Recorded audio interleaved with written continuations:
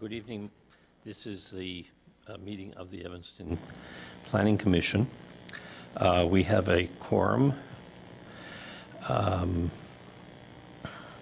and so we can begin the meeting. We have both associate and regular members present here, and number of items on the agenda. Let's start with minutes. Are there any motions or corrections with respect to the minutes of the last meeting?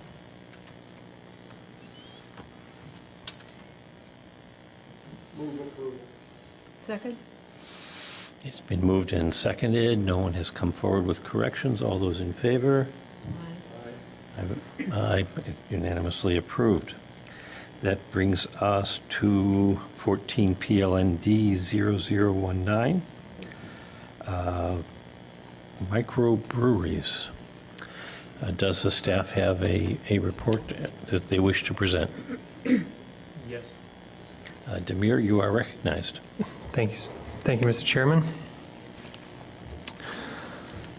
Our first case tonight is the zoning ordinance text amendment, planning case number 14 PLND 0019, pursuant to the City Code Title VI zoning to discuss the zoning definition and land use regulations for microbreweries. This proposed text amendment was presented to the zoning committee in February with a positive recommendation. So here it is tonight in front of the Plan Commission. And just to summarize, staff is recommending that the Plan Commission for the positive recommendation regarding establishing a new land use definition and zoning regulations for microbreweries.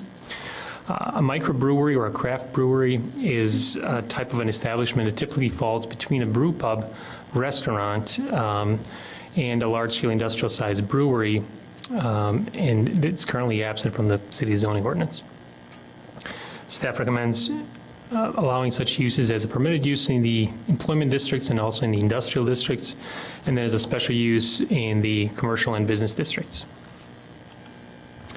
Just to give a little summary, these types of establishments come in 4 different types. An Anna Brewery is a really small scale production of craft beer.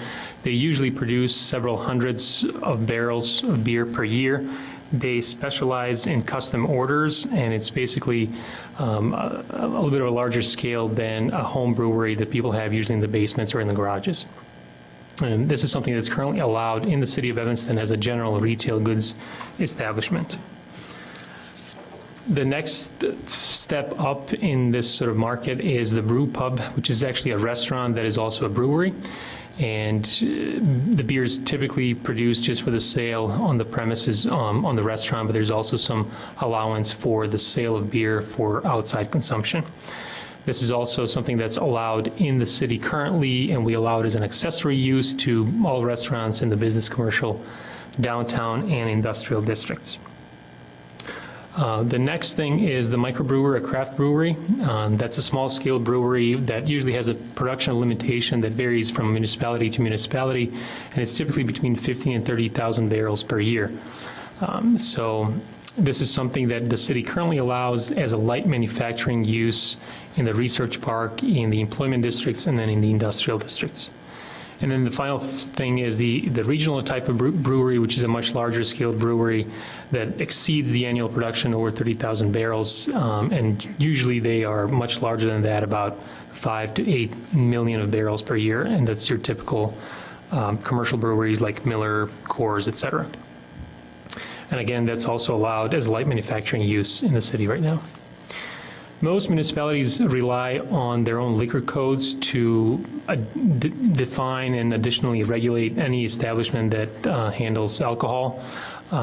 So our liquor code does define brew pub, for example. That's an establishment that can produce up to 50,000 gallons per year for off-site consumption. As I mentioned, they're allowed to allow consumption on the premises as part of the restaurant. The liquor code also includes several licenses. One of those is for a micro distillery license, which is for production of alcoholic beverages except for beer, with the limitation of up to 35,000 gallons per year. And that's very similar to the definition and production restriction that we have in the zoning ordinance. That's something that was presented and approved by the city last year. So the zoning ordinance does include a micro distillery definition with the production limitation of 35,000 gallons. And then the liquor code currently does include a license for a craft brewery. There's a production limitation there of up to 30,000 barrels per year. That's 930,000 gallons. As I mentioned, the zoning ordinance does not have anything specific for a small-scale brewery like that. So, as I mentioned, staff is recommending a new establishment, a new use definition for a microbrewery, and land use regulations. We propose a definition that would be placed in the definition section of the zoning ordinance that is summarized on the screen. It's a facility that produces fermented malt beverages on site in quantities not to exceed 930,000 gallons or 30,000 barrels per year, and may include an accessory tasting room, product sampling or retail sale as may be defined and regulated by the Title III, Chapter 4, which is the liquor code. At the facility allows customers to taste samples of products manufactured on site and purchase related sale items. And then any sale of alcohol in the tasting room or otherwise in the facility which is manufactured outside of the facility is prohibited. That's something that we want to limit, sale of products that are, or beer that are produced outside of that facility. So that would be the definition that we're proposing. And the land use regulations, something that we felt this size of a brewery is appropriate as a special use in the commercial and business districts, and then a permitted use in the employment and industrial districts, which is something that's currently allowed. A craft brewery would be classified a light manufacturing use and therefore by right permitted in the employment, the M districts, and then the industrial districts. So we're just kind of replicating that going forward. So in a nutshell, that's really it. The memo does have a summary of the findings by the zoning committee, some items that were discussed. And one of the commissioners, Richard Scher, submitted a summary of his findings and his research in terms of how much water usage a typical brewery takes up. There's some discussions about that at the zoning committee. And then there was some discussion about the type of regulation that the city of Warrenville has, because they're known to have 2 of these micro craft breweries. And as it was stated in the memo, city of Warrenville adopted their regulations for the microbrewery, and their limitation is also 30,000 barrels per year. And just to add on to something, to the research that Commissioner Scher provided to the rest of the commissioners, I talked to our utilities director in regards to the water usage in the city, and the answer that I was given was they would be more than happy to have as many breweries as possible. Any use that wants water would be more than welcome. The city pumps their own water, and we're right next to the lake, so we have almost unlimited supply of water. And usually the concern is the size of water mains that would be in the street adjacent to the establishments, and if there's adequate capacity to carry whatever water is needed for whatever use. So the amount of water that a microbrewery would need would certainly be that is definitely something the city would be able to supply. So with that, I would open the floor to questions.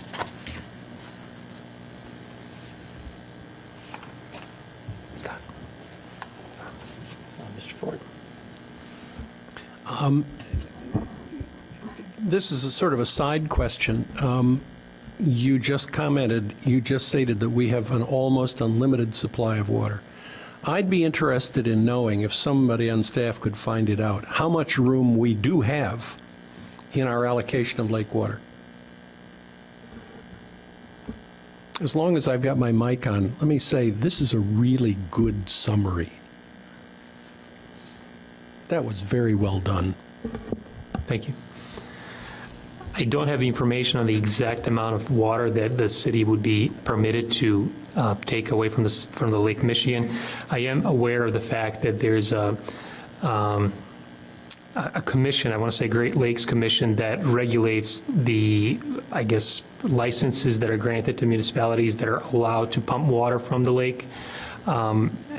But to what extent, I'm not exactly sure. All I know is that Actually, it's the state. It used to be the state Yeah, Department of right. Natural Resources, It is still the state. still DNR. Yeah. The Supreme Court decision allocated between states, and then the states had to allocate.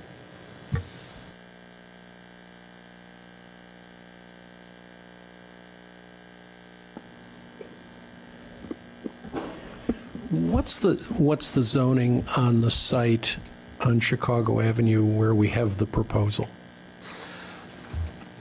Thank you for reminding me to bring that up. So the property is zoned commercial, C1, I believe. And so the proposal would, as it currently stands, a microbrewery would be allowed as a C1, so a special use in that district. Now, that particular use, the way they're operating right now, or they would like to operate because they have not opened up yet, is as a nano brewery. In essence, their production level would be very limited. As they mentioned, only a few hundred barrels per year. And as such, they are classified as a retail goods establishment, which is a by right permitted use in this district. So therefore, they were allowed to open up, provided they receive a liquor license from the city, from the state, and from the federal government. And I talked to the applicant today. He said that they have received the license from the federal government. They're in the process of applying for the state license, and they're expecting to get the license from the city, I believe, the end of this month. So the gentleman explained to me that they're expecting to open up later this summer as a primarily retail establishment that would sell these individual growlers to anybody that wants to walk in and order some craft beer. So now, if they do decide to expand their production in the future, if this proposed text amendment passes, then they would have to apply for a special use to open up their business as a microbrewery at that location. And what I explained to him is that at that time, we would have to evaluate their proposal, the building, the site conditions, and see if the standards for special use are satisfied at that time. There's no guarantee that they would be, considering that the business space, the tenant space is in the middle, in the rear of the building with primary access off of the alley. So.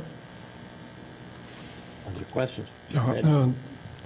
Based on what we pay for water, which is based on a gallon, and I guess they tie in your garbage disposal, do they treat commercial businesses differently?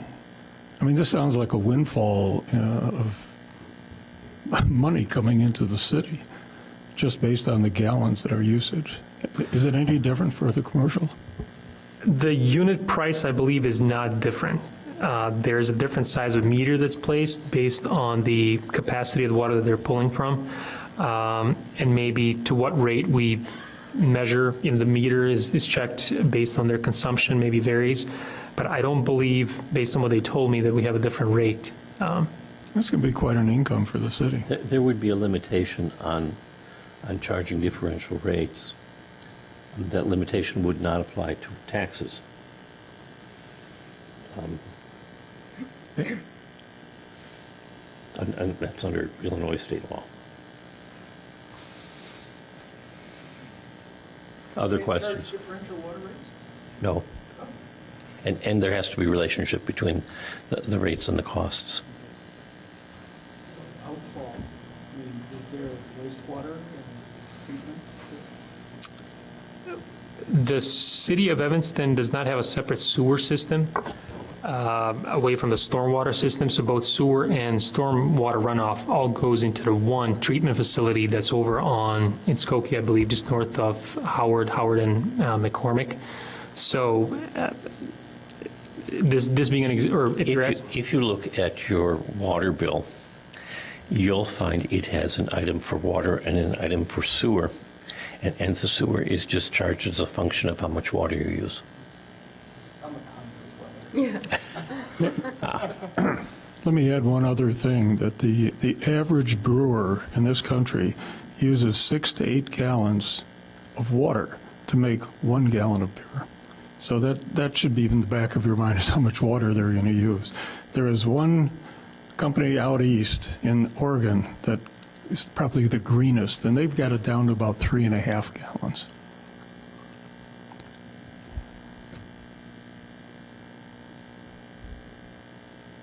Other questions or comments? Any other discussion?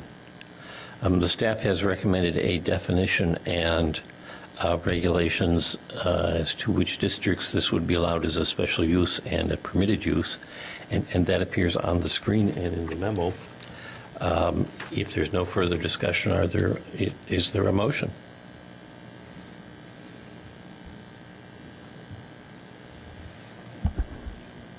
Move approval of the staff's recommendation.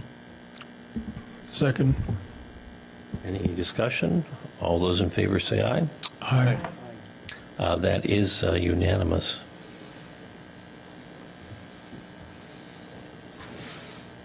I didn't do a roll call, but I could see the mouths. That brings us to the second item on the agenda, which is PLND 0020, aquaponics. Thank you, Mr. Chairman. So the second case is the text amendment to the zoning ordinance, case number 14 PLND-0020 for the aquaponics establishments pursuant to the City Code Title 6 zoning to discuss the land use, zoning definition and land use regulations for the aquaponics establishments. This case was presented to the Plan Commission, both the Zoning Committee and the Plan Commission in 2012. And for whatever reason, it never made its way to the City Council. And therefore, because of the long time lapse, we were advised to present it to the Plan Commission again. And so staff really has no changes to that proposed text amendment from 2012, and I'll briefly summarize that tonight because we have some new members on the commission. Staff does recommend this approval to establish a new land use definition and zoning regulations for the aquaponics establishment. We recommend that such uses be allowed as special uses in the business, commercial, and the employment districts.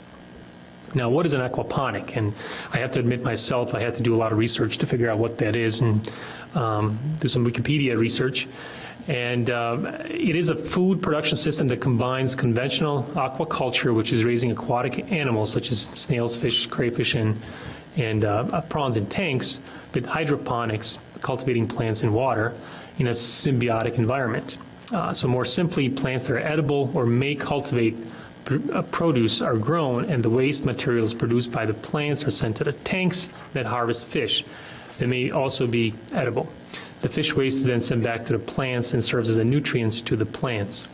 And I was able to find a little diagram here that was not in the memo that also talks about the different components of an aquaponics system, and they vary in size. They can be in somebody's one room, or it could be a large warehouse, or even an outdoor production. And the sketch on the right really indicates in a fish tank, and it's kind of hard to read, I apologize, but you know, usually the type of fish that's bred is tilapia fish, and they're bred, and then the waste that they produce is sent through the water pump up to the container that holds water, nutrients, and such for the plants to grow. There's bacteria that on the way turns ammonia into nitrite, I believe those are pronounced, and then some other nitrates which are used as food for plants. And ultimately, plants, the water that's there is sent back to the fish tank, and on the way down, again, through bacteria, it's cleaned up from ammonia that would be harmful to fish. So that's the general, kind of in a nutshell, what the system is all about. Speaking of water usage, these types of facilities really do not require a lot of water. It's based on the size of tanks. Most of the water is just reused and recycled, and then they have to refill it based on evaporation or if there's any sort of loss of water for whatever reason. But it's just the same type of water that's in there. So to summarize, what staff is recommending is a definition that would state the aquaponics establishments are an establishment that is a symbiotic propagation of plants and fish in an indoor or outdoor recirculating environment that results in the harvest of said plants or fish. And so the proposed regulations are indicated in the table. It was also in the memo. The current regulations in the city of Evanston, such establishment is not allowed as a primary permissible use. So just like agriculture or livestock, we would not allow them as a primary use. But if somebody wants to have those as an accessory use, and we do have several, I want to say at least 1 or 2 residents who have a minor size aquaponics system in their properties as an accessory use, those are allowed. So we are proposing to include that as a whole new use that would be allowed as a special use, as a primary use on the lot in the business districts, in the commercial districts, industrial, and then the employment districts. So I think in a nutshell, that's really, that's the entire proposal that was presented in 2012. It went through the zoning committee that was approved, and the plan commission also recommended approval of that, but for whatever reason, as I mentioned, did not make it its way to city council. So that, I would open the floor to any questions that I hope I can answer. So why is this different? Why is this different than any industrial process? Can you turn on your mic? Why is this different than any industrial process that would be a permitted use in industrial or manufacturing? The reason we're introducing this new use is to allow it as a special use in districts other than industrial. So, so in this case, if there is a small warehouse somewhere that is in a commercial district or a business district that may be suitable for such business, if we introduce this type of regulation, then that type of establishment could be operated in that manner. And then as a special use, we have the opportunity to evaluate those proposals on a case-by-case basis based on site conditions, et cetera. And it's my understanding that in the past, at least prior to 2012, we did have some individuals who expressed interest in opening these establishments, but the industrial park was not the appropriate place for those, and therefore it necessitated the change in the zoning ordinance.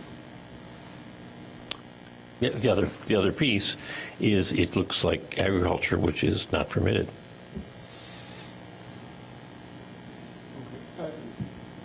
So are there any associated kinds of activities that go on, like that would be part of the processing of the food, trucking it, holding it, storing it, kind of things? Well, that's exactly what it is. Usually there's some sort of food product or processing of the food on premises. It really depends on, based on the scale of these establishments. From what I've seen, there's a couple of establishments in Milwaukee area that are much larger scale, and they do have production on premises, or I should say processing of fish, and obviously processing of vegetables that they cultivate. There's definitely, truck access that's usually a concern, because trucks need to access those properties. There's got to be enough parking, and then the hours of operation are always something that we would look at. So, special use, yeah. Can I add something in? After we discussed it in the zoning commission, we're heading up to the Minneapolis area, and I stopped at the largest hydroponic facility to date.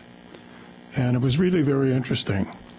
There's a couple of bonuses of the process, but let me start off. It starts off with the fish, and they actually use a fish chow, like Purina, and that's what starts the process. And then the whatever the fish are giving up on the other end goes to feed the hydroponic or the plant side, but they sell everything within a 60-mile radius or less.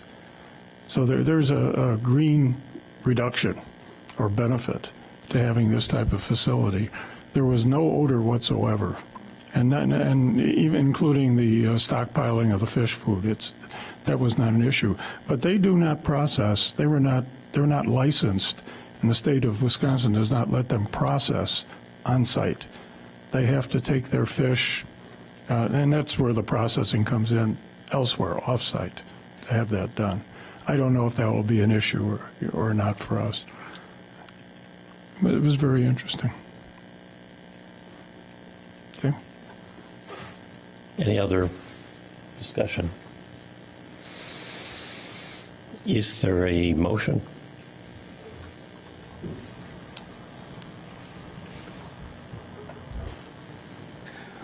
I motion to approve the recommendation of the staff. Second.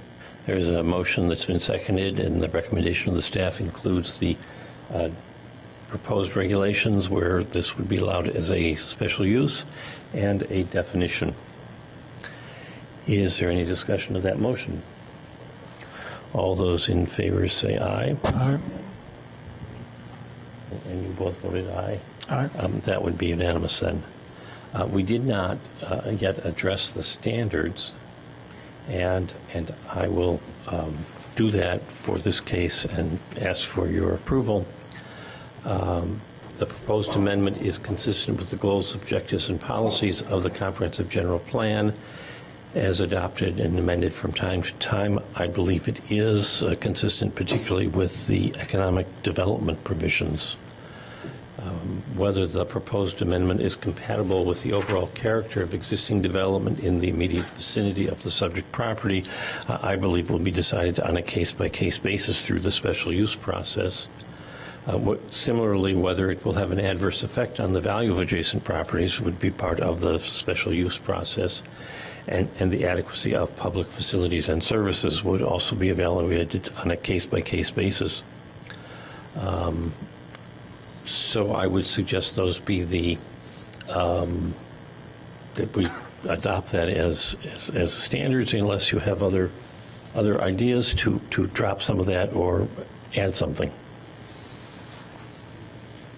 All those in favor say aye. Let me go back to the prior case. I believe the findings would be the same.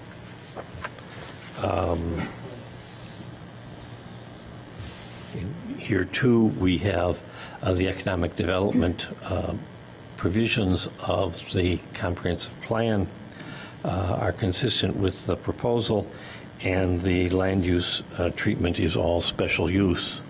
And so I think we could adopt the same findings unless you have other suggestions. Now, we did vote, but I neglected to get public comment. So if you have things that you want to tell the commission,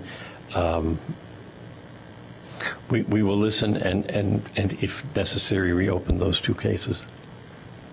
Yes, sir. Could you come to the podium and identify yourself? And also, do you swear you'll tell the truth in this testimony? My name's John Gareth Proctor, resident, and I certainly propose to tell the truth. I actually was here for 2012 on that. I've actually been running with aquaponics systems for over 23 years now. So if you guys have any questions, certainly ask. But the other side of it is I do have a question of why only special use? Are there other industries that can kind of walk in more easily and set up shop in town? And that's just kind of a curiosity. Because if you have like light manufacturing or anything, isn't there kind of already a set rule and it doesn't have to go through a special use process? Go ahead. So I believe that was the question that I asked, is why is this different than anything else? And it was pointed out that That it's agriculture or perceived of as agriculture as opposed to Okay, so industry. it really has to address the Cook County ordinance about no agricultural within Cook County grounds, pretty much. The other piece is, and I'll refer back to your testimony a few years ago. Sure. All different sizes, all different kinds, That's all true. different neighbors. And that can be looked at through a special use process, which as of right use, doesn't allow to be considered. So I think that's what staff had in mind and the commission when we previously suggested this all be special use. Absolutely. My only thought on that was simply that, in this, it's new uncharted territory, so like, obviously we all know what happened to the plant in Chicago. Mayor just waved his wand, and that's what actually allowed the plant to exist on the south side. And that's an aquaponics facility. But, they have a straight permit process for all industrial areas now. So it doesn't have to go through like a special use. It simply just has to follow the rest of the ordinances that any business would have. I mean, special use is a great step forward. I'm just curious from an economic development standpoint and going back and talking to investors of like, oh no, we have to go through a special use. Well, Chicago's already got it passed. We've been looking for properties right over the border because I live in Evanston, but we'd rather do it here because we're all Evanston residents on my board. So anyhow, that's pretty much it. Any questions for me while we're at it? Go ahead. Sir, I think you said it yourself. It's new and uncharted territory, and I think that's the reason we want to designate it as a special use. Could be in a couple of decades this becomes very familiar territory, and it will be permitted from that point on. But to start out, I think special use is the way to go. Absolutely. And when you're ready, I do home installs on the systems, by the way. Yeah, there's quite a few in town already on residential side, but no one's looking commercial now because everyone knows the rules. So anyhow, I thank you. appreciate your coming out twice and answering questions for us. Well, thank you for someone letting me know. I have one question. Go ahead, Seth. So does this mean you're going to be looking for properties in Chicago, not Evanston, since it is special use? Is that what you're I got to saying? go back and talk to the people that would be investing into it. That would be more of their call. I'm more of on the ends of the operator, the person who has a science background to actually make these things run correctly. So it's up to the investors. So we'd see. Thank you. Thank you. Discussion? Any, Well, I'd like to discuss. So I'd like ahead. a discussion. you may discuss. So, I've been here through the presentations, the prior presentations, and while I do understand the special use, I would love to see a facility like this in Evanston. It is really, I think, works in our favor of our strategic plan. It helps Evanston go green, growing produce that could be grown and consumed here in Evanston. There are so many ways this fits in. Now, I understand special use, but I sure, for one, don't want to be discouraging someone from starting a business here and going over the border, just over Howard Street, to open this up when we could be benefiting here in Evanston from it for multiple reasons, but not least of which would be increasing the tax base, obviously. well, I'd have to agree that it's beneficial, but and I don't think we're saying by saying it's special use that we're not positive on the aspect. We just want to be able to make sure that it's not intrusive where that special location is that it goes into, and that I think it's got a favorable viewpoint from the people who are here. So And I just wanted to get all this into the record. Yes. That it is very obvious, at least two of us, I don't know about the rest of us, are very positive Yes. pro this type of, I guess, industry coming to Evanston.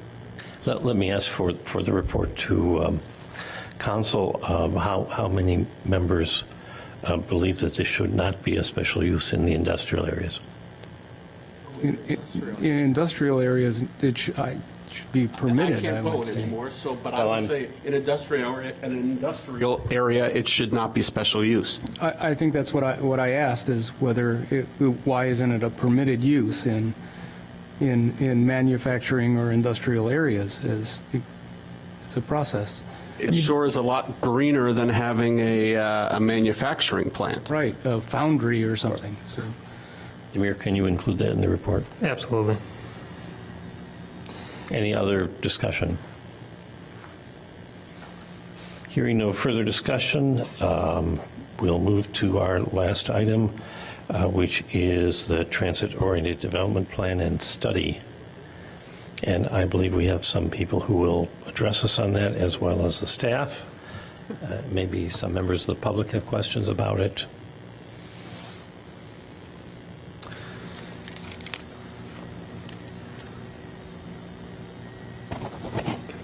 Go ahead, Demir. Thank you, Mr. Chairman. So the last case tonight is the Main Street Station Transit-Oriented Development Plan and Study, planning case 14 PLND-0021. The TOD plan is focusing on the CTA Purple Line and Metro Main Street stations in Evanston.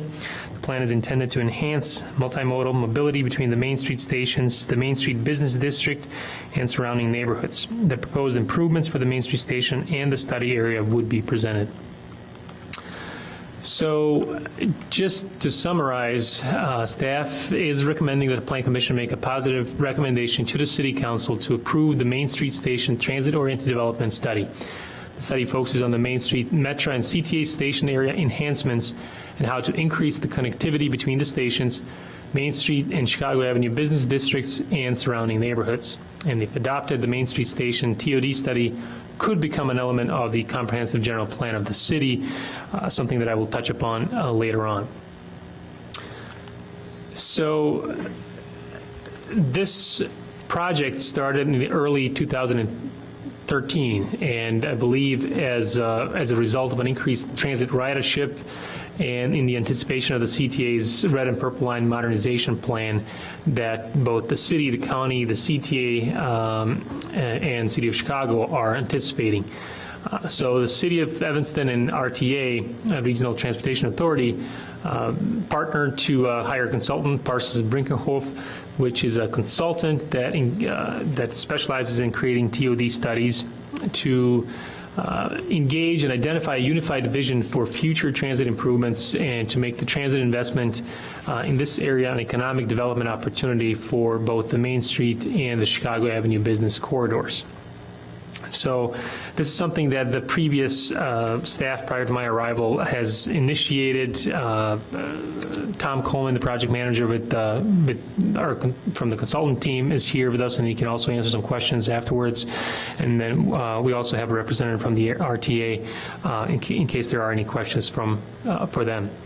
So the two tables on the slide were provided in the memo. It basically summarizes the ridership numbers for both the CTA stop, the Main Street stop, and then the Metro stop. And what's kind of interesting about this stop is that it's only one of the 3 stops in the entire Chicagoland area where one stop is basically used, or it's in the near proximity to each other for both Metro and the CTA, so the riders have the ability to transfer. The other 2 are the one on Davis Street, downtown Evanston, and the other one is in downtown Oak Park.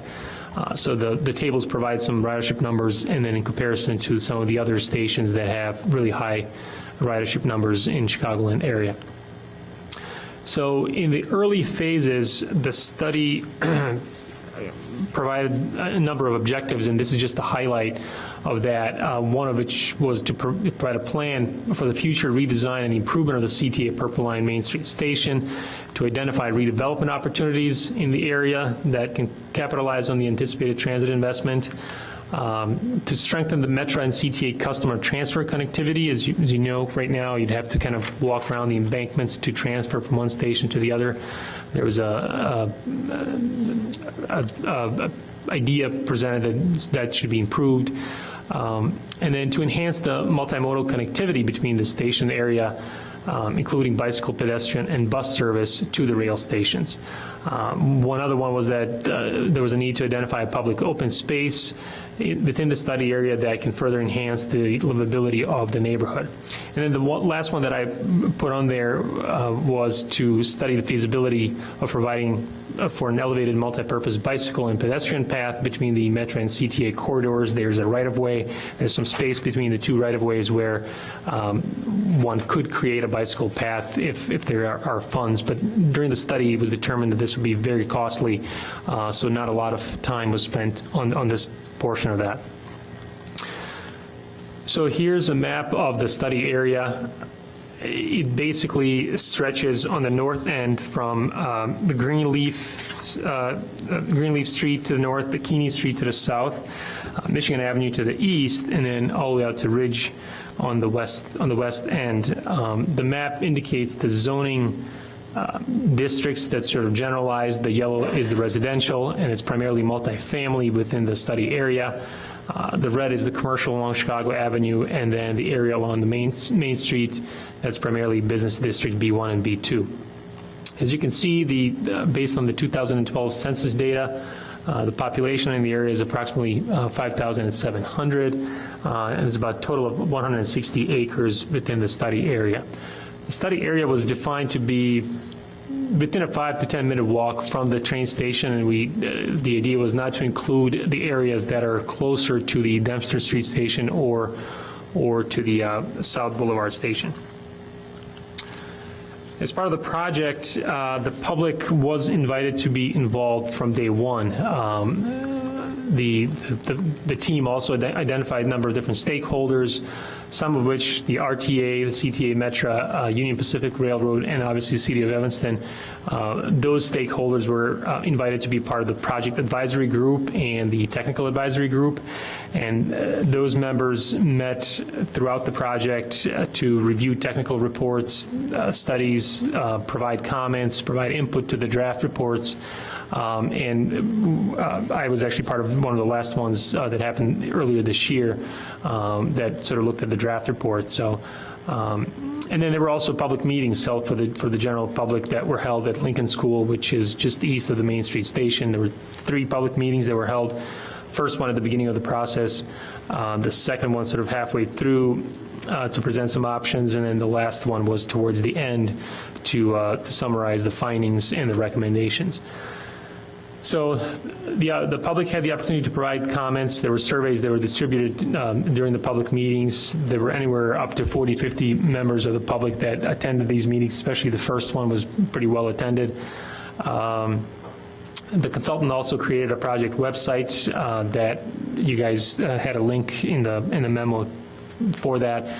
It also provided periodic updates on the project, technical reports, drafts, and also information about the public meetings. So this is an overhead view of the Main Street Station area.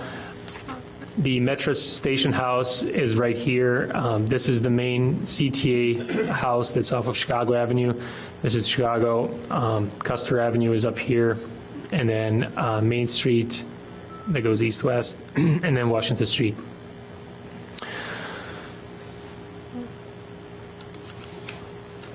So throughout the project, I'll just want to point out that usually these TOD studies that are usually commissioned are done for areas and cities where a new transit stop is proposed in an area that's either low density or like an industrial area where there's a need to identify different uses, different bulk restrictions, et cetera. Early in the process for this study, we identified that Main Street Station area already exhibits all those uses and densities that are usually you target as part of the TOD study. We have the multifamily residential uses surrounding the area. There are commercial corridors right around the area. We have mixed-use developments. Our zoning ordinance allows for mixed-use developments through planned development. Our ordinance requires that any development that's over 20,000 square feet in area be processed as a planned development that goes through the Plan Commission and City Council. So our regulations already allowed for these things that are usually results and come as a recommendation from TOD studies in other cities. So as part of this study, the focus then sort of shifted a little bit towards how can the existing train stations, which are in not the best shape, can be improved to overall improve the vitality of the area, increase the ridership numbers, and just become an incubator of activity and for commercial businesses and for residential developments. So throughout the study, the developer or the consultant provided 3 different proposals on how the stations can be renovated, or the area around the stations could be renovated. And they ultimately, based on the input from the technical advisory group and the public, chose one preferred option, and then that preferred option was evaluated in further detail. And that option is in front of you. That's the one that includes all the recommendations, et cetera. So what I want to do is just kind of show these main project improvements, such as constructing a whole new CTA station to provide ADA accessibility. One of the other main projects is to this sort of corridor between the 2 stations. You know, the southern portion of that would remain the same, but the northern portion would become sort of a open plaza with bike parking. There's some improvements to add a staircase at the southeast corner of Main and Custer, where right now there isn't one. There's only a ramp that goes up to the main or metro station. There's a staircase right now at the northeast corner of Washington and Custer. The idea was to reduce the width of Custer and provide sort of a plaza area and terrace seating. I understand there's a Custer Avenue fair that happens in this area, so this would be a sort of a place where people can sit down and watch the fair. Some of the other major improvements are improving the whole St. Paul Park that's off of Chicago Avenue, and there's also an area, a plaza between the main CTA station house and then the newsstand that would also be improved. And then the other thing is expanding the platforms. You know, that was one of the things that this current platform only supports, I believe, 6 cars, and CTA's standard is to accommodate up to 8 cars, so that would be widened or extended to the south.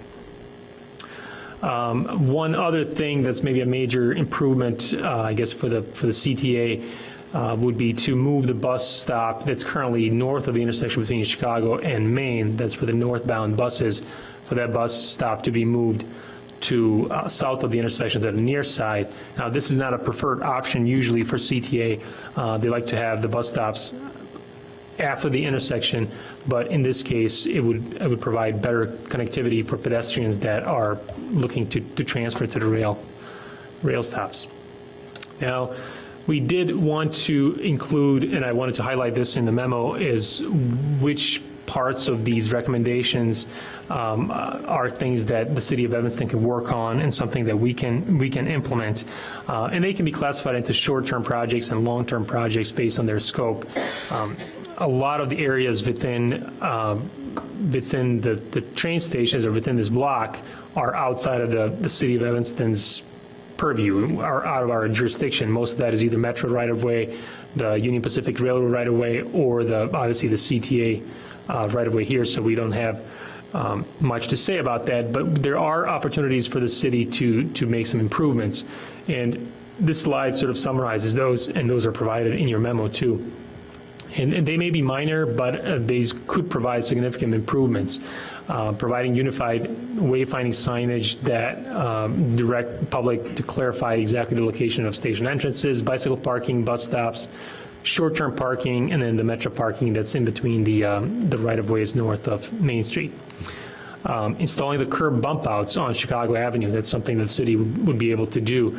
And then installing crosswalks on Chicago Avenue at the Washington Street intersection. And this would be one of those where you would yield to pedestrians and only stop if there are pedestrians in the area so that the traffic is not blocked at all times.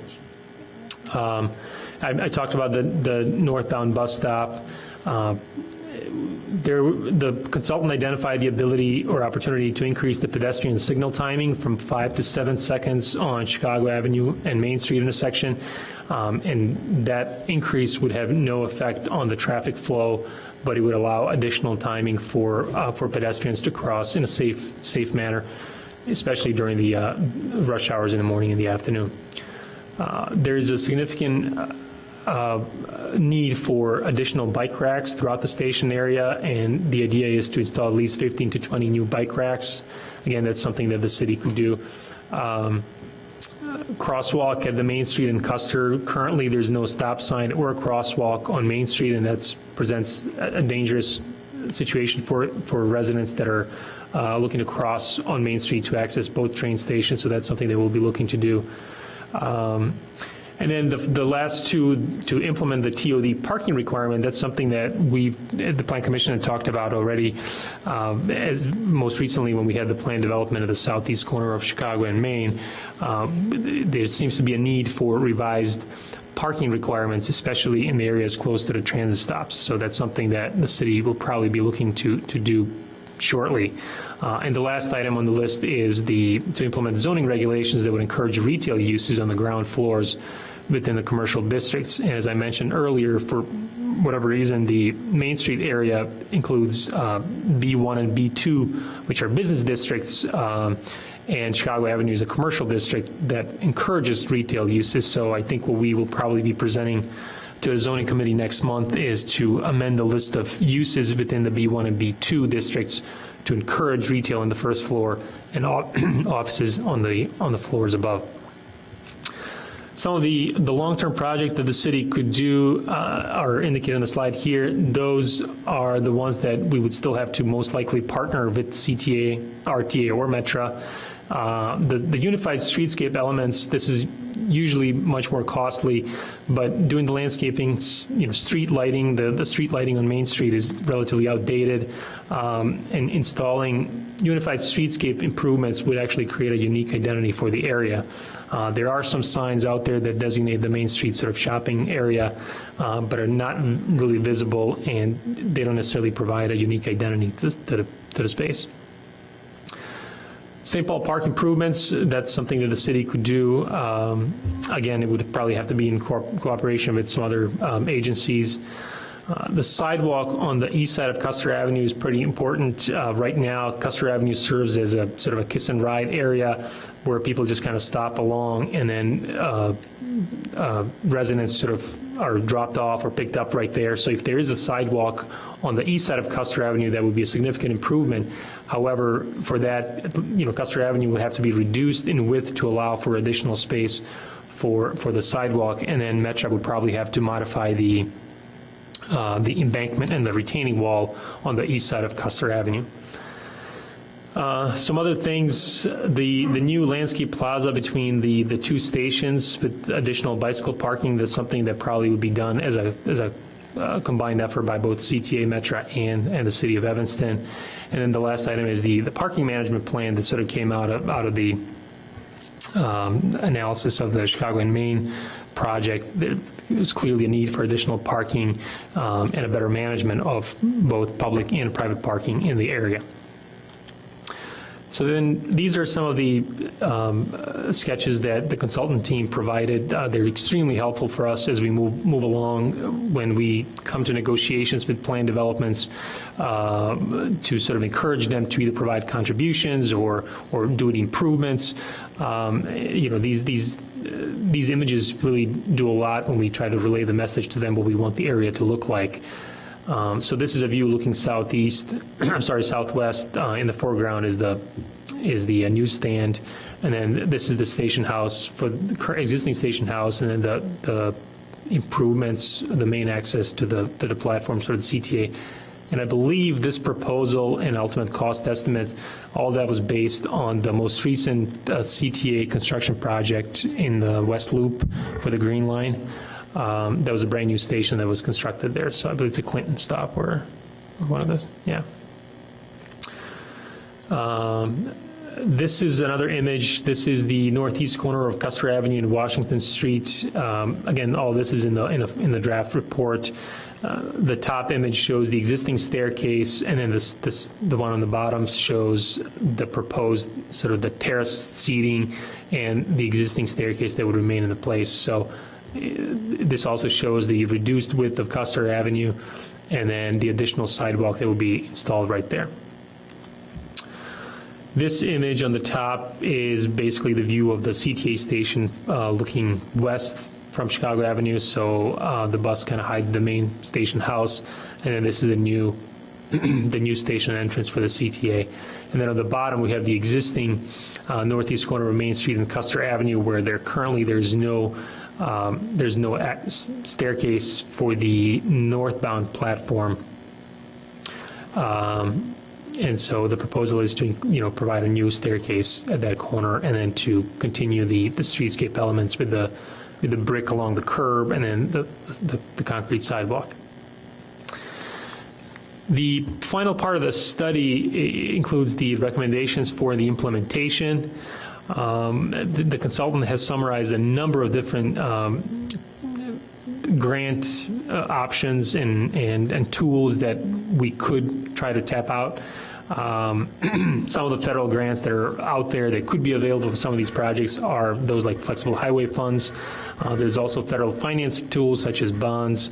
And for most of these, the public transit agencies, the CTA, Metra, and the RTA usually take the lead and apply for those. But for a lot of them, local funding and match is required. So, for example, for the Red and Purple Line Modernization Plan, the RTA will be applying for those grants, but the federal financing will require a 50-50 match from the local governments, and local meaning the combination of state, county, and city. So that's something to think about, that even if the project is approved by the federal government, there's still some funds that have to be found on the local level to support those projects. Some of the other things that the consultant has outlined in the report are items such as special service areas that can be implemented along Main Street or Chicago Avenue.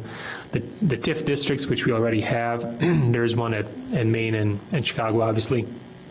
Naming rights, that's something that's relatively new, but it's pretty successful, and the CTA has implemented that for a number of their stations, such as the North and Clybourne station and some other ones. Private sector contributions.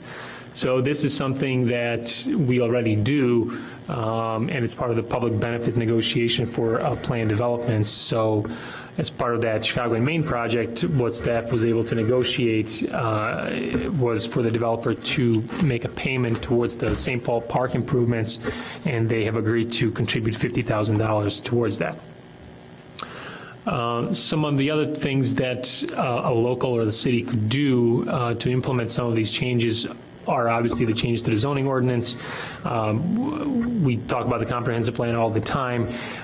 Currently, most of the standards for approval of either special uses or plan developments, the standards refer back to the comprehensive plan. So the project has to be consistent with the comprehensive plan. And a lot of these studies that focus on specific areas or neighborhood plans that are not part of the plan or a comprehensive plan, therefore we can't really tie them into the projects and require the projects to be consistent and comply with those. So the idea of the new comprehensive plan is to have a component of that every neighborhood plan or a study area becomes part of the comprehensive plan, and then therefore there are standards that any project would have to show that they are consistent with the recommendations within each of these neighborhood area plans and study plans. So that's something that we'll be working on probably this year and throughout the next year, most likely. The new TOD parking requirements, I talked about that a little bit. We're probably looking to amend the entire section of the code that talks about parking requirements, specifically focusing on the TOD areas. It should be noted that those are not addressed in this report. So what Demir is talking about is additional work that's not in this report. Correct, and that's a good clarification. At the time when the study was initiated, parking evaluation of any kind of parking in the area was not part of the scope of work. So I think it's also important, particularly for any members of the public who are watching this part of the meeting, to note that in some of the pictures that have been shown, there's higher buildings, particularly west of the railroads, and that is not specifically in terms of mapping addressed in the report, and that is not part of the city's current plan, but needs to be looked at. And I make that caveat so people don't think that there is suddenly plans for massive change. That's something that the city may decide to do, but it's not part of it's not, there is no specificity here as to how that would be done. So it would be good if people don't misinterpret the pictures. That is correct. And I'll just summarize by stating that the idea of this whole study was to bring everybody to the table and think about the potential transit improvements, as we're all anticipating they would come within the next 3 to 5 years, and how those improvements can be used as an economic development tool to improve the areas around the stations. But before we start discussion, we have some members of the public or guests who I just have might a question, have not a comments. discussion. Go ahead, Seth. Question. So if I look at the renderings, and I did read the report, but there's nothing in it about estimated cost for this project, correct? Because we're not at that stage in the yet, right? appendix, there are some figures with a lot of numbers. Okay, Together. I'll look. I did not see. I did not look at the appendix. And of course, the city would have to figure out their priorities. And then one thing I am heartened by, it does appear that in the drawings, the building that is in the Main Street station will be, it looks like it is not being changed, so that the existing structure is staying.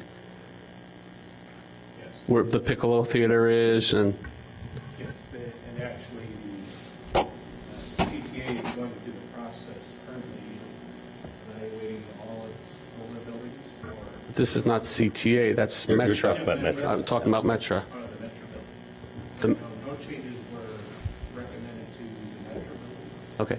The CTA, I got two more questions. So CTA would love to see that. And then the next question I have is, are we doing a study for downtown, the Davis Street station? Because that's the other point, one of the few points in the whole region that has a similar configuration that sorely needs this type of work as well. It's a good question how these will work together, but I don't think it's within the scope of this study. Okay. I'm sure the city will look at it. Do you want to hear from, Sure, but that was the end of my presentation, if so you we can... guys have anything that you want to communicate? Maybe that will answer questions, and then we'll have some discussion. Well, I had one more, if I can. There was some commentary about having the station adapted in length so that it can accommodate an 8-car train. But I believe we have other stations in Evanston that cannot accommodate at this time an 8-car train. And when you have an 8-car train coming to a 6-car station, which would be the effect, It's a very long It's- drop for the people in the ends. it's a classic problem. I think our guests will probably address that, and the CTA's longer-term plan with respect to station lengths. Okay. Through all the stations in Evanston. Tom, do you want to mind speaking in the microphone? Thank you. And I'm Tom Coleman from Parsons Brinkerhoff.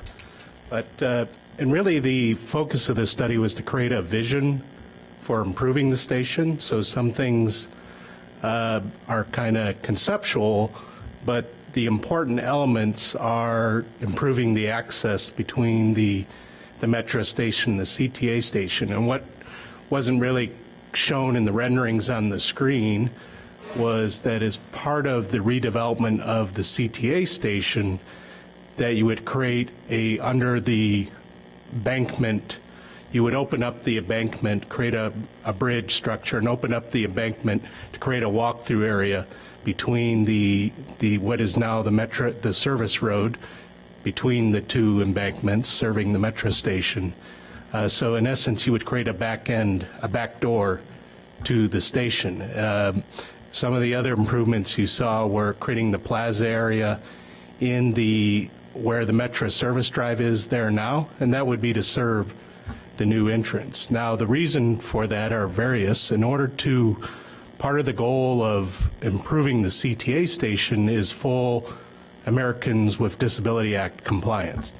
And to do that, you essentially need to provide stairs and elevators to reach the platforms. So some of the things you see on the screen, the larger structures on either side of the track, those are, in concept, hold the elevators and the stairway to get to that area. And that's very typical if you've seen any of the new CTA stations developed in the city.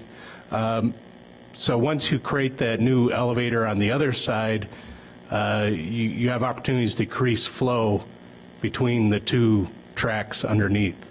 There are various ways to achieve that while retaining the historic, potentially historic station house there. And again, the reason to do that is, one, most likely CTA, if they were to redevelop this station, they have to go through a federal process that looks at the impact to that existing station house. But in this case, we showed it remaining. That could be used as an alternative use inside, whether it's community space or commercial space or what have you. And then the actual fare array area would be more located behind the existing station house or at the entrances of the new stairway or elevator towers. And that's very conceptual. What we did was looked at what was the minimum required to meet, what types of structures were needed to meet the CTA requirements of any new station design, of which one of those is the track length. If you followed the modernization program for the red line or the purple line, the long-term vision of the CTA is to make all the platforms in the CTA system compliance to 8 to 10 car trains. That is a very long-term goal, but as stations are redone, platforms are extended. So there would never be a case really where you would have a station built in the middle of and people dropped off, in essence, where you could do that. A station like this may take 10, 15, 20 years to realize. So in that time, the whole line would be modernized and improved as part of that. But some of the things, like the additional access underneath, that if there was one important element in the vision of the station, it was really creating that new access on both sides. So in a future study, and there would have to be other studies done after this to really look at the feasibility of this, but that's an important element that should be carried forward for the future if CTA does additional work or the city does additional work, is to create that access point.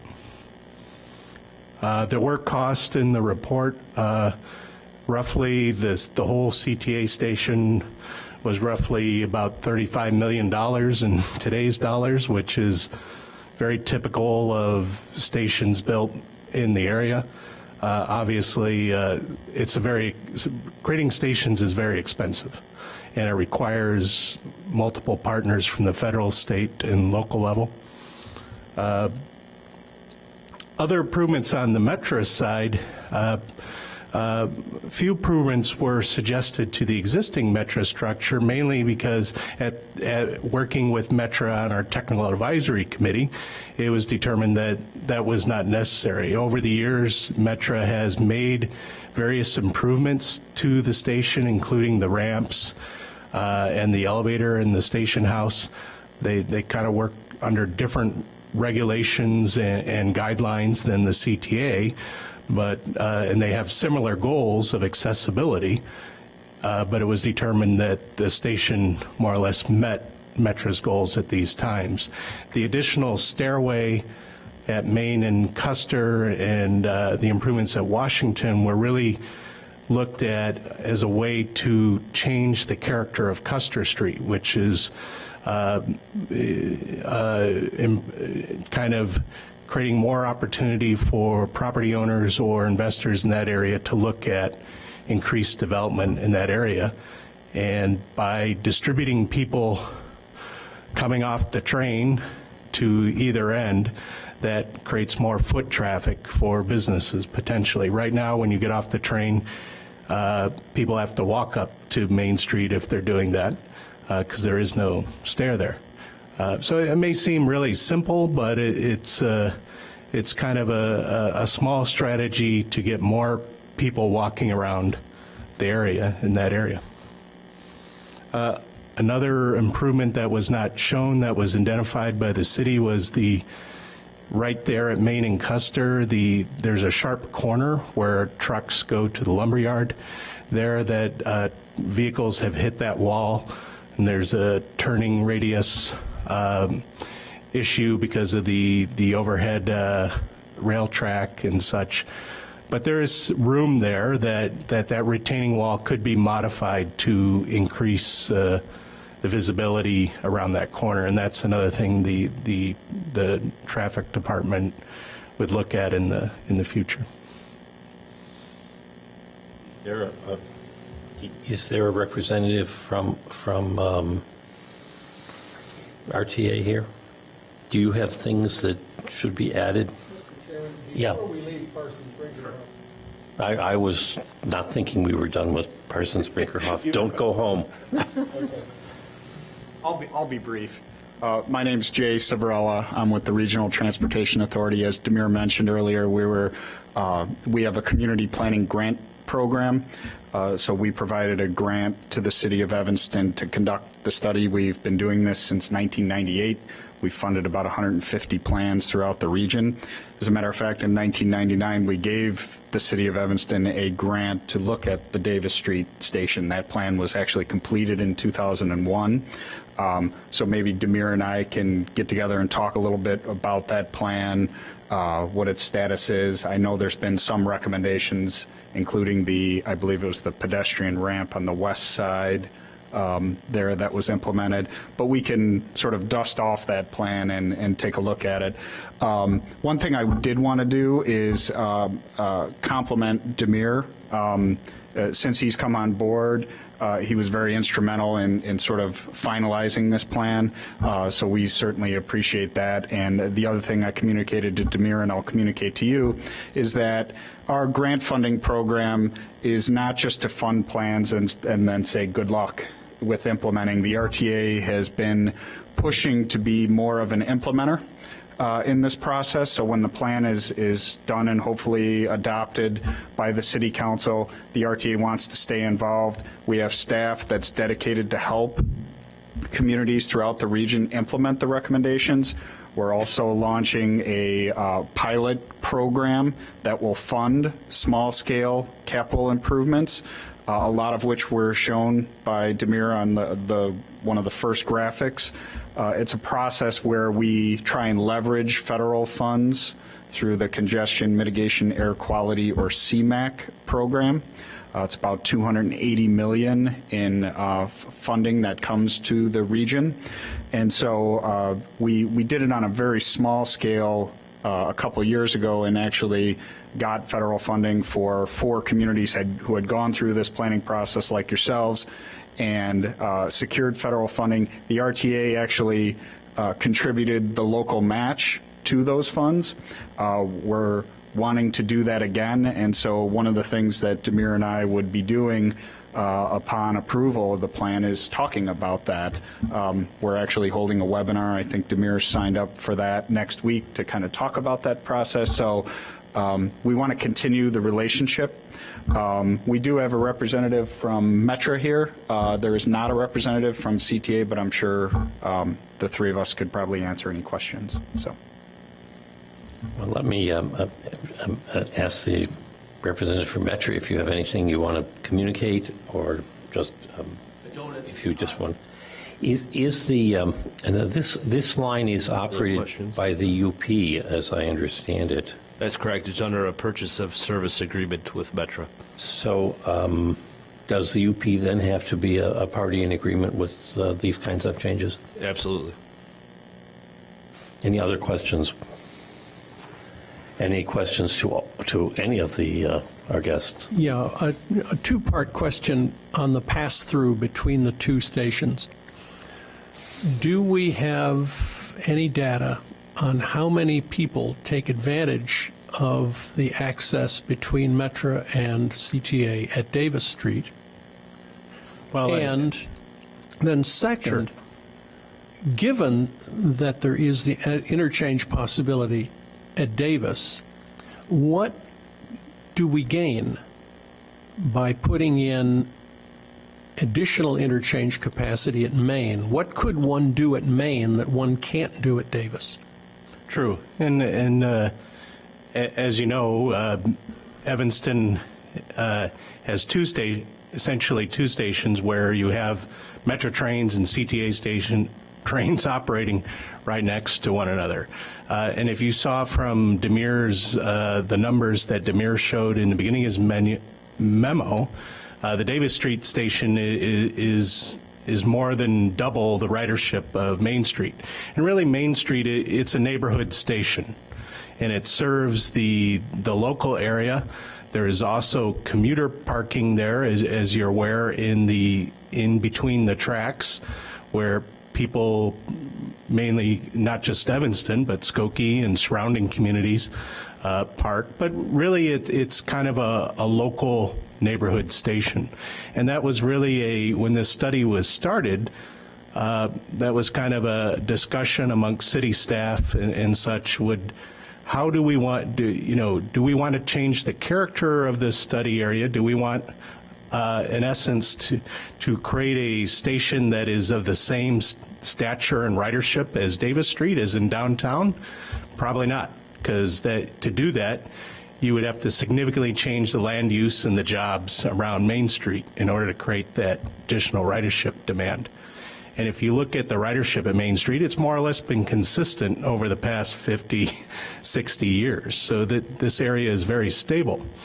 There is some data about transfers that Metra has done from its ridership surveys, and it's relatively, again, we don't know the exact numbers, but it's not a significant number of people getting off the Metra train to the CTA, vice versa. And the bigger trend is people actually taking the CTA up to Evanston, then getting on a Metra train, reverse commuting, in essence. People coming up on the Purple Line, then getting off and going on a northbound train to get to further points north for employment. And obviously they could do that at Davis too. So partly, that's a very good question. Is the cost of doing that improvement really worth the need? And in some respects, no. But the other way you look at it is whether or not at some point, CTA will modernize this station, and it will cost $20 million, $25 million, whatever amount of money it takes. That additional investment to create the underpass is not as, in essence, is a component of that cost that may occur in the future anyways. And actually in 2008, there was a CTA initiated a study, their own study, where they looked at improving the station. And there was a sketch of that picture of that in Demir's beginning presentation. And in that version of the station, they did not do that. They more or less kept the access to the station the same. They added an elevator tower and such to do that. But even in that study, it was recognized in order to make the access to the platform, you would have to rebuild the nearly 100-year-old concrete structure that it is there now. And it's just a matter of if you're going to do it. Right now, it's about 10 or 12 feet wide in that passageway. To create it to whatever standard of accessibility that CTA has now, you're going to have to excavate that area under the tracks and do that work. So and then it becomes a question of how much do you do, or how much minimum do you do. Are you telling me the CTA tracks, as they go through there, are on concrete structure and then the embankment is built around Well, the Oh, of course, there's concrete embankment, Yeah, the embankment is concrete walls with soil, just backfilled. but that is filled in, but the actual stairway and hallway under there is obviously concrete, yeah. So did part of the study really determine whether there's this need for any intermodal, because the ultimate vision of this could be to make it one unified platform between both stations, have buses come in underneath and, really link, 3 or 4 different modes of access at one point. Was there an analysis of whether Yeah, that's that- needed that- or not as part of this? That level of integration was determined by our technical advisory committee as probably not necessary in this area, based upon the historical and existing bus routing and ridership, as well as the station ridership. So in essence, the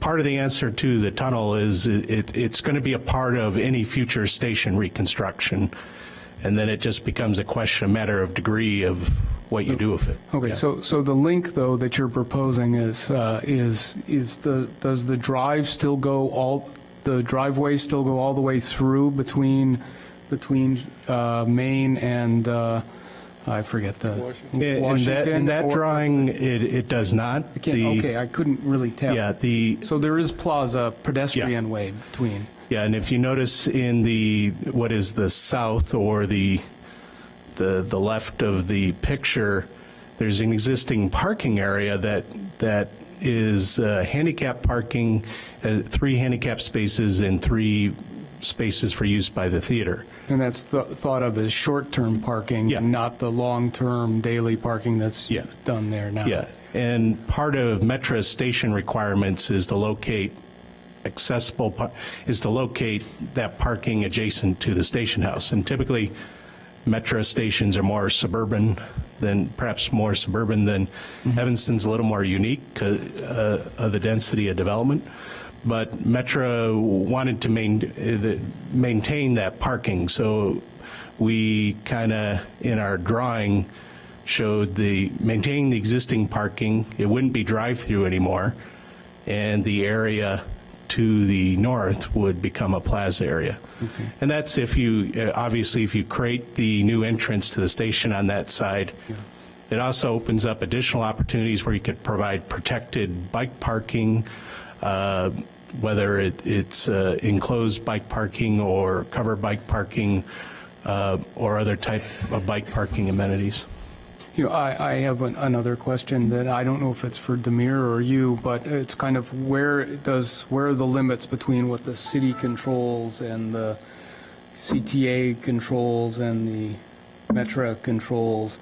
I guess it goes to this what I see when I see this picture, which is kind of exciting to me, is that there's this idea of this unified image that could be created around here, that could be a hub for, development in the area, just even psychologically for people and things. And that's kind of exciting. And I'm just wondering that's what all these little incremental pendants and streetscape kind of things mean, right? They mean create a node that people can, identify with. I'm going to preempt Demir and just say assume negotiation.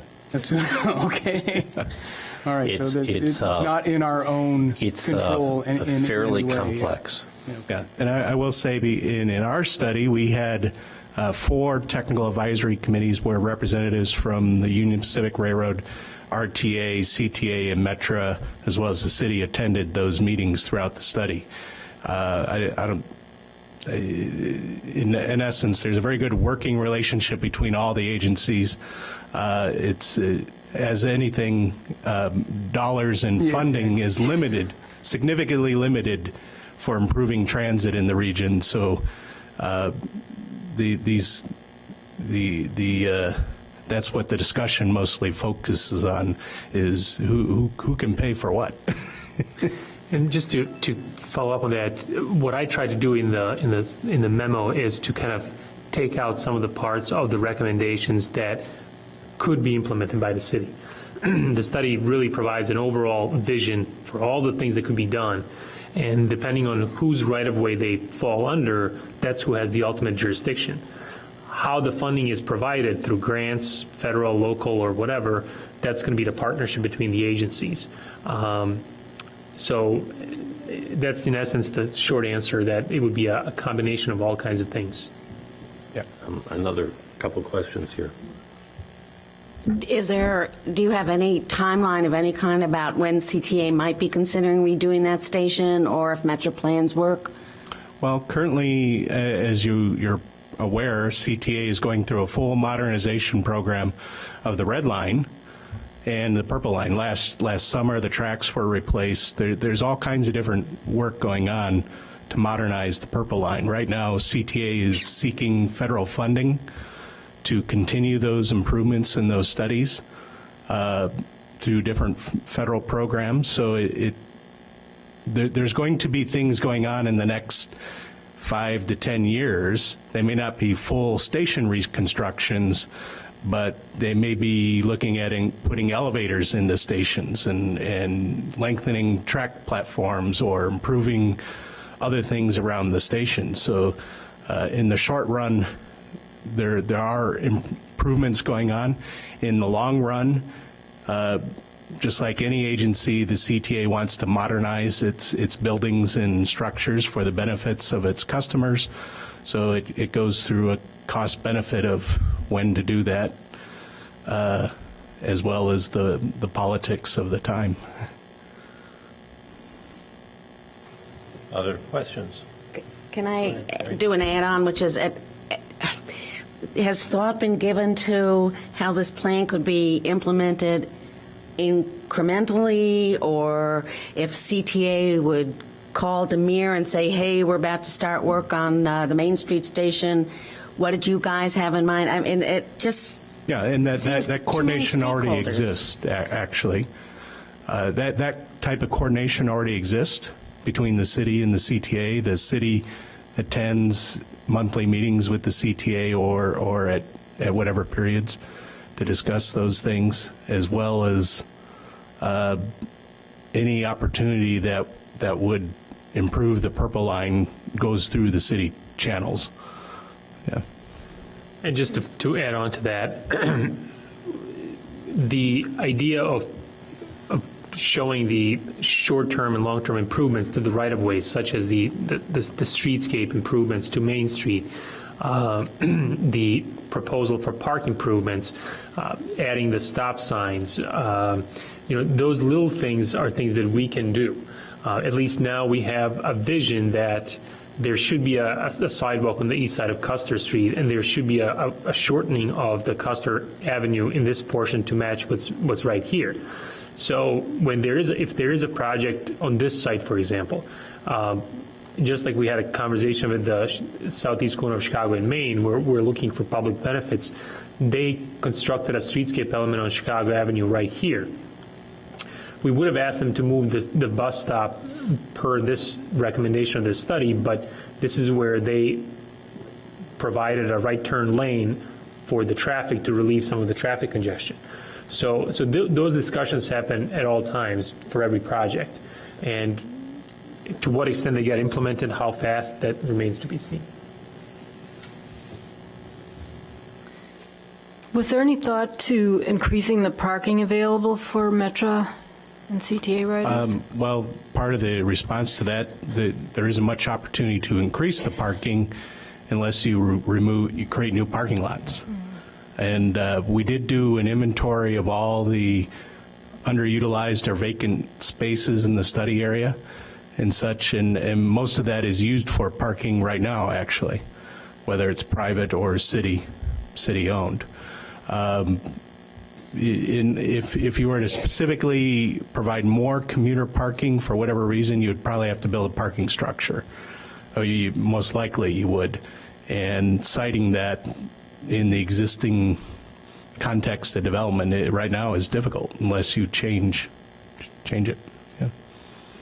Is there a critical element that has to happen first before things can start to happen, or are we just kind of, if we do the park, does it get overrun by some other construction that has to happen at the same time? Or, has it been thought out what has to be the key element that has to go first? And, and it all. Demir is going to work hard tonight. Okay, you'll get it done. All right, I'm sure. That's an easy question, huh? Yeah, It's a good question, but there are a number of ways to implement these things in that way. The park, obviously, the park could be right now. If you're familiar with the park, it's kind of rolly shrubland. It's not flat. It's depending on your opinion, it may be not usable or very usable. But certainly that area could be, the landscaping could be improved, the site could be leveled, and whether it's hardscape or greenery, that whole area could be improved. That wouldn't, those types of changes aren't necessarily very expensive per se. Obviously, if CTA was to rebuild the station 5 years from now, they would need to access that site and probably use that area. But that would be something to consider. If the city was to invest a lot of money in improving St. Paul Park, you wouldn't necessarily want to spend a lot of money without thinking about what the staging requirements would be to reconstruct the CTA station. But that's something that can be discussed with CTA. And those types of things can be figured out. It wouldn't take the whole park. Yeah. Jim, did you have more questions? Well, this is an idle question, and maybe I'm addressing this to Stuart, who seems to be our corporate memory. Why is that park named St. Paul? I don't know. Oh, rats. Stuart, you let me down. And actually, I think I there was a study done, I believe in 2005, a streetscape study on Chicago Avenue, and there was a little bit of history on the park in that report. I don't remember the exact, but I think that information exists. To the question about parking, there is I want to call it a brick ramp that extends from the north side of Main Street between the CTA tracks and the Metro tracks. Might that be of some use as far as parking goes, were it to be developed? It's used for parking. Yeah. The area north of the station right now between the tracks to Greenleaf Street is commuter parking. That's all paved. And a shortcut to Greenleaf. And a shortcut. And in the middle of it is a broken phone booth if you've been up in there. I know that the city will be looking at the area south of the fire station where there is a ramp area that used to be used for storage of Subarus. The McKay property. Now it has some rental trucks, and then at the far end, CTA transfer area. But I know that they'll be looking at that as well. Yeah, and actually as a part of a component of the study was that the city asked us to look what was the feasibility of creating access for pedestrians or bicycles all the way from essentially South Boulevard or even Howard Street all the way up to Davis Street. And the space is there, and it is feasible to do that. You would need to create ramps and all kinds of things, but there's also, these are both working rail lines, and there are many issues that the agencies have in regards to putting people closer to their trains in that area, also accessing and maintaining the tracks and other things. There's federal regulations that affect Metra differently than CTA. It's complex. So it would take a lot of negotiation probably to realize that bike trail. But it is feasible. I want to thank you for your work. Yeah. While I'm not convinced that this report will become, in its current,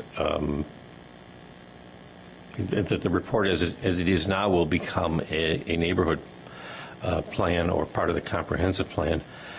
I think there are elements that will be, And the background materials that you have provided is extensive, and that will be extremely useful to us.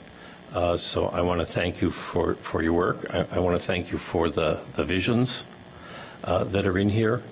I think it will prove quite useful, although I would expect significant changes before this becomes a plan as opposed to a study. Yeah, and that's part of the unique nature of a vision study. Thank you. There's a lot of material here. Yep, thank you. I didn't mean to conclude the conversation because there may be other questions. Maybe everyone is hungry or sleepy. Jim? Well, I guess my question is, where do we go from here, Mr. Chairman? I assume that Demir is going to spend the night doing analysis, but that the city will do analysis. I think it would be very helpful in the next few weeks as commissioners have an opportunity to look at this large amount of material, if they could communicate comments so that we can put them together and they can be considered both by the staff and by the commission. So in terms of any action we're going to take tonight is a first reading. I think this is a first reading. There's nothing we can do other than say thank you. Is it your expectation, though, that at a second reading we might make a recommendation to whoever gets it? Second, maybe third. Okay. Yeah. Yeah, thank you. Any other questions? And any motions to end this meeting? Yeah. I have a report. Oh, fantastic. From the ADA meeting that I was representing the commission on, one of the things that kind of teased out of the initial discussion is when we're looking at a planned development, we should be cognizant of the fact that 20% of those units Thank you, gentlemen. must be made accessible under the ADA Act. I'm pretty confident that the city probably does this, but I think we also have to be aware. And all the common elements of a new development must meet all the standards of the ADA.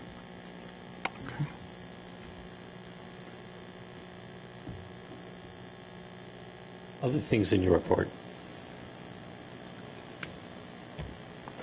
Stu?